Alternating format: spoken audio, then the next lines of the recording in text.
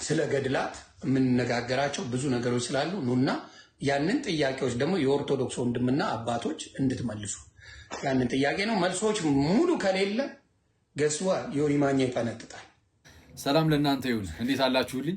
ዛሬ በጌታ ቀን ማለትም እሁድ ከቅዳሴ በኋላ ጋቢ የሚያል ነጠላ ደረብ አድርጎ ምን ይዞብን መጣ አላችሁኝ?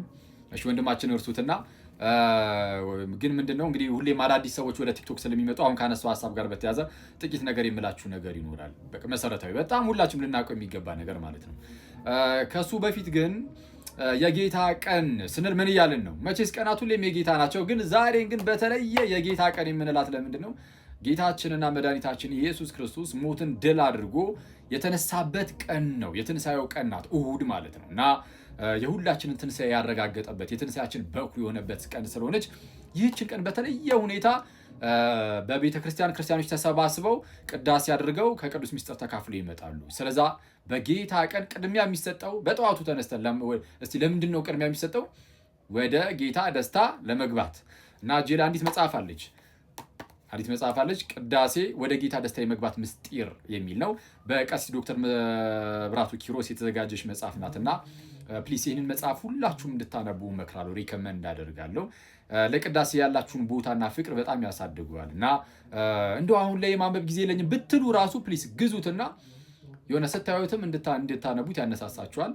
በቻላችሁ ሰዓትም ታነቡታላችሁ። ግን አሁን ሁላችሁም እንድታነቡት እመክራለሁ። እሺ ይህንን ያዝና አድርገን ወደ ወንድማችን እንመለስ። ወንድማችን እንደሰማችሁት እንግዲህ ሌላ ቪዲዮዎች ላይ የሚያዩ የነበር እና ፕሮቴስታንት ወንድሞችን እየሰበሰበ እንደው እስቲ በጣም ከባባድ የምትሉትን ለጆሮ ሲሰማ ይጨንቃል የምትሉትን ገድል እስቲ እያወጣችሁ አንብቡ።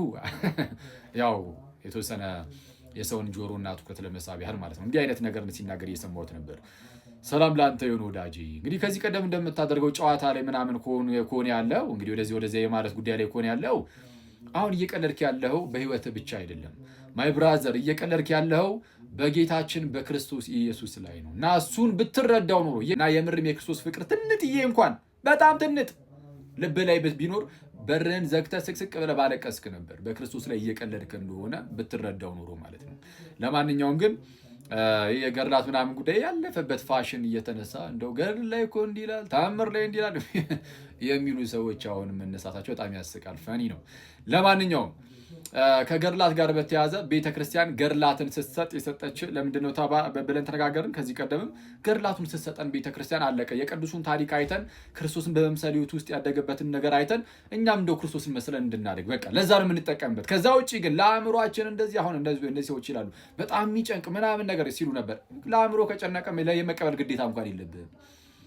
ፕላስ ደግሞ ገድላት ተአምራት መጽሐፍት ውስጥ ስህተት አይገኝም አላለም። ስህተት ሊገኝ ራሱ ይችላል ብለን እናምናለን። ለምሳሌ በአሁን ቅርብ ጊዜ ላይ በተካሄደው በዚህ በዝክረ ኒቂያ ጉባኤ ላይ ፓትርያርካችን ብፁዕ ወቅዱስ አቡነ ማትያስ ምን እንደተናገሩ እንስማ። የመጽሐፍቶቻችን ጥራት ያስፈልጋቸዋል። እንግዲህ በሊቃውንት ጉባኤ ያልተመረመረ መጽሐፍ ማለፍ የለበትም በእውነቱ። እንደሰማችኋቸው ቅዱስነታቸውም ሰው ምን አሉ? መጽሐፍቶቻችን ጥራት ያስፈልጋቸዋል። እኛ ራሱ መጽሐፍቱን እንዲህ ብለን እየተናገርን ነው ማለት ጥራት ያስፈልጋቸዋል እየተባለ እና መመርመር አለባቸው በሊቃውንት ጉባኤ እየተባለ ብድግ አድርገህ ባይዜ ቢመረመሩ ራሱ ተመርምረው ቢወጡ ራሱ የሃይማኖት መመስረቻ አይደሉም፣ የሃይማኖት መከራከሪያ አይደሉም። እንደዛ እንኳን ቢሆን ያውም ጭራሽ እንደው ምን እየተባለ በጉባኤ ላይ ነው ባይዜ ቅዱስነታቸው የተናገሩት። መጽሐፍቶቻችን ጥራት ያስፈልጋቸዋል። በቃ እንዲህ ነው እኛ የምናምነው። ስለዚህ እነዚህ መጽሐፍት ይዤ ኦርቶዶክስን ላሸማቀቅ ምናምን እሱ ጭራሽ አይታሰብም። በቃ አለቀ። ኦርቶዶክሳውያን ወይም ክርስቲያኖች መጽሐፍቱን በምን መልኩ መጠቀም ለምን ዓላማ መጠቀም እንዳለባቸው ገብቷቸዋል። ስለዚህ አሁን ይሄ የመደናቆርና ጉንጫ አልፋ ክርክራችሁን ያዝ ታደርጉታላችሁ። ይቆየን። መልካም የጌታ ቀን